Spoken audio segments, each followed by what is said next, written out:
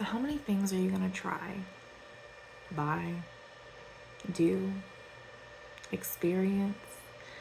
How many people are you going to try to help until it feels like enough? When is it going to be enough to be good enough?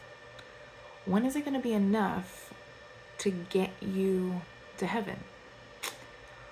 When do you get to draw the line in the sand and say, okay, great, I did it. I've achieved it. I'm officially a good enough person.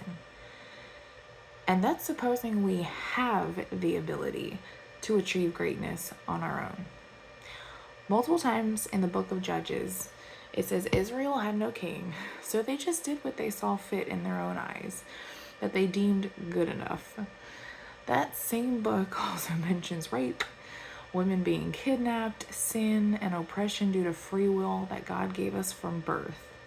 So again, I say, when is good enough good enough? When do we submit to Jesus, who is good enough? Is his death and resurrection not sufficient? Does he need to go back and do it again with more beatings, more nails? The Bible talks about how he was beaten beyond recognition. Couldn't even tell what gender he was. Was that not good enough? The crazy part is, he would go and do it all over again, even if no one ever chose him, all over again.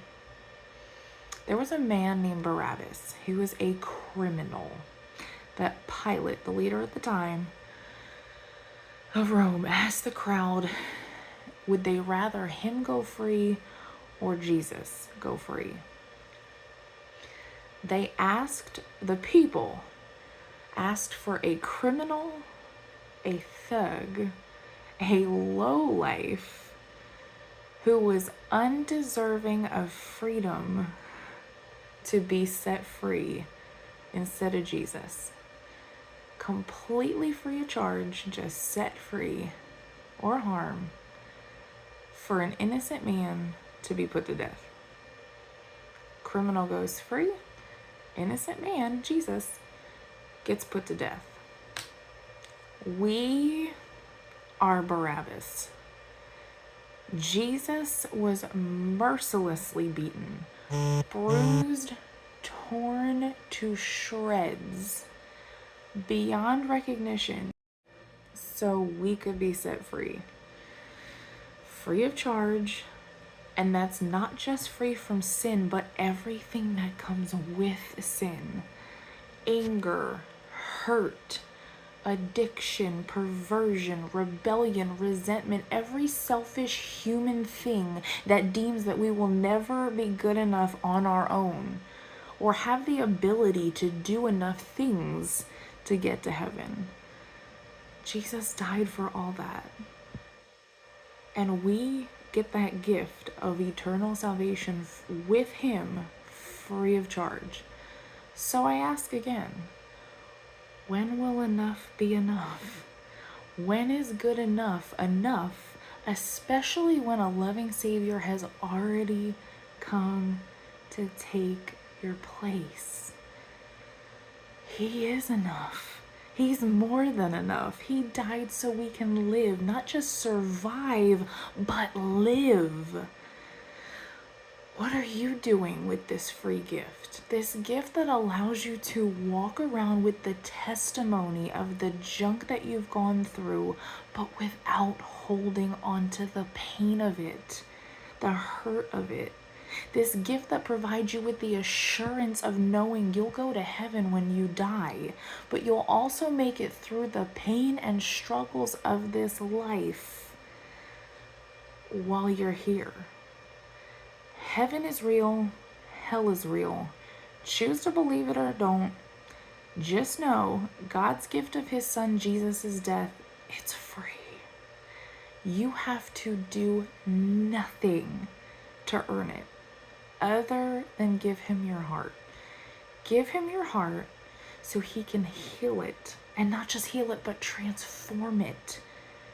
beyond recognition of what it looks like now. Allow him to transform it and make you new. Make it into the person he designed you to be, not this person carrying baggage and hurt and pain. Unlike other religions, you have to die for your Savior and God. But Jesus, this Savior, my Savior, he died for you. And he would do it again if you were the only person on this earth. I'm not trying to push religion on you, hear me. I just want to see you in heaven, especially when it's a free gift. And I don't want you to navigate this world alone, because you're far from alone. God is with you constantly. And if I'm wrong about God, if I'm wrong about heaven and hell, then that's fine. I've just become a better, more loving, less anxiety-ridden person on earth than by believing in Jesus. I've grown to start understanding my worth and what unconditional love looks like from God. He didn't have to save me, but he chose to, because he knew I would never be able to be good enough on my own. I've learned to love people better and hear their heart rather than just assuming the worst about them. It's tough when you're taught by the world, you're taught by so many places to judge first and then love second. But a relationship with Jesus has taught me to love first and leave the judging up to him.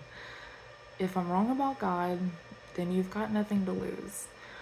But if I'm right, and you choose this world instead of a loving God, you've got everything to lose. Is it worth the risk just to keep living day to day, deep down, truly unsatisfied with all of the things you're doing, buying, saying, and trying to accomplish? Don't trust my word for it. Trust Jesus. You will not regret it.